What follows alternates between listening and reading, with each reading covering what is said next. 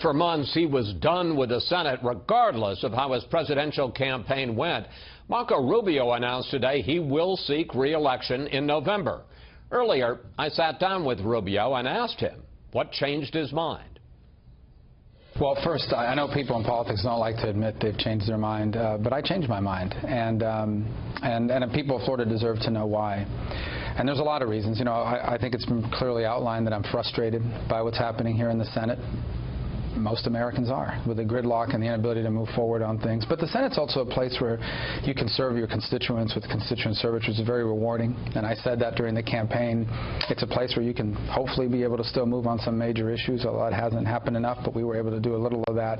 But I think the real reason, and the deepest reason why, is I think no matter who wins this presidential election, the Senate's role of being able to act as a check and balance on bad ideas from the president, I think, are going to matter more in 2017 than they perhaps ever have in our history. And that's saying a lot given what we're facing now. So I really deeply believe that I can contribute to that. I want to contribute to that. And I think whether it's Hillary Clinton or Donald Trump, our next president, no matter who the next president is, we're going to need senators that are willing to encourage them to make the right decisions, but ultimately to stand up to them if they're making the wrong decisions. I want to ask you, I mean, it would be obvious if Clinton wins that you would want to be a check, but you're also saying if Donald Trump wins, you want to be a check. Sure. I don't think it's a mystery that I disagree with Donald on a number of issues. I don't think it's a mystery that I think some of the things he has said, many things he has said, particularly about women and minorities, are things that I find to be offensive. But, you know, I'll continue to encourage him to make the right choices on some issues. I mean, I respect the fact that we may disagree on an approach to something, but if he makes what I believe is the wrong choice, we'll stand up, we'll serve that role, we'll stand up to him. I think I've proven the willingness to do that already. So, in the past, you expressed frustration, first of all, with working with the Democratic majority, second, with working with the Democratic president. And the chances are, if the election were held today, according to the polls, you'd end up with one or both of those again for the next few years at least. So you seem to be talking about it less in terms of what you can get done than what you can stop. Well, that's the reality of the way Washington is today. There's no illusion about it. I have to be prepared, and I am, to come back and do the best I can within the Washington that we have today, not just the way I wish it were. Hopefully we can change that and get some positive things done for the country. The frustration is there, but the majority of Americans have that frustration. It's why Congress polls at 3% or 4%, because both parties are frustrated by the inability of Congress to address major issues before this country.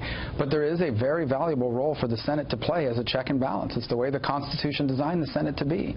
And I'm prepared to be a check and balance no matter who wins. Now, clearly, I disagree with everything Hillary Clinton stands for the most part.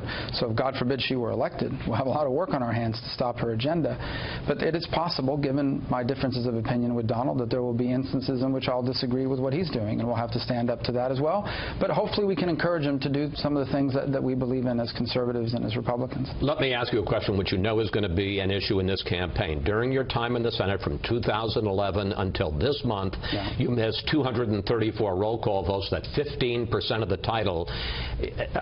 You got to know some Florida voters are going to say he didn't show up for work the first time. Yeah, well, first of all, there's no doubt I can't, you know, that happened. A lot of it was because I ran for president. It's the same reason, quite frankly, why Bernie Sanders missed every vote this year up until a day ago. It's the same reason why everyone who's run for president has missed votes. And before that, yeah, there were some votes that I missed. A lot of them had to do with things my kids had to do back home. A few of them had to do when my mom was sick for a couple years. But I'm proud of all the work we did and the things we achieved in our time there. It was frustrating that we couldn't get more done.